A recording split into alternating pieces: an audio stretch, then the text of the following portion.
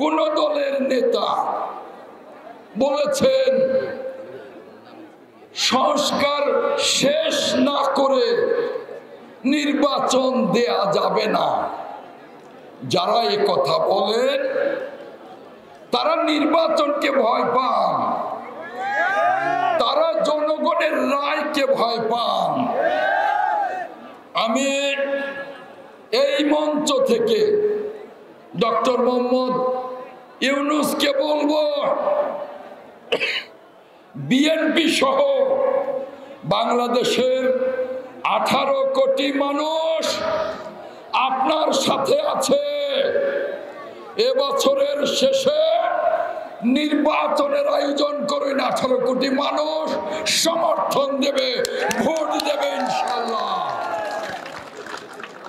কোন ষড়যন্ত্র আর পাখা মেলতে দেব না। আগে জনগণের ভোটের জন্য এক ফ্যাসিবাদী সরকারের বিরুদ্ধে আন্দোলন করেছি।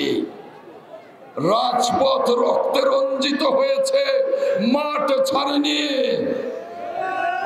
60 লক্ষ বিএনপির নেতা কর্মী হামলা মামলায় জর্জরিত হয়েছে, মাঠ ছাড়িনি।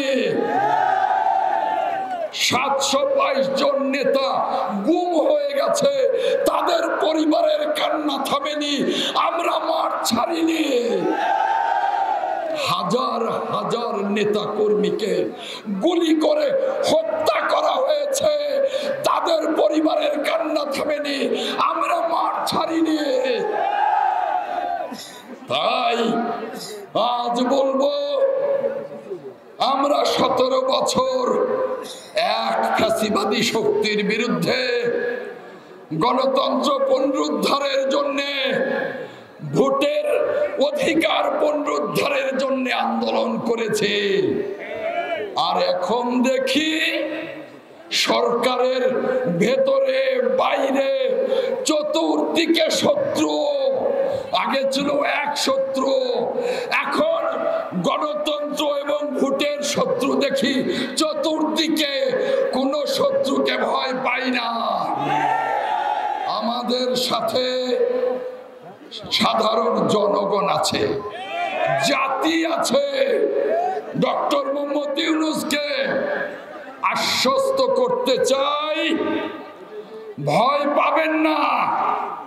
দেশনায়ক তারেক রহমানের নেতৃত্বে কোটি কোটি বিএনপির নেতা কর্মী আছে, সারা জাতি আছে আপনার সাথে। কোন ষড়যন্ত্রকারী যারা ভোট বিরোধী, তারা গণতন্ত্র বিরোধী।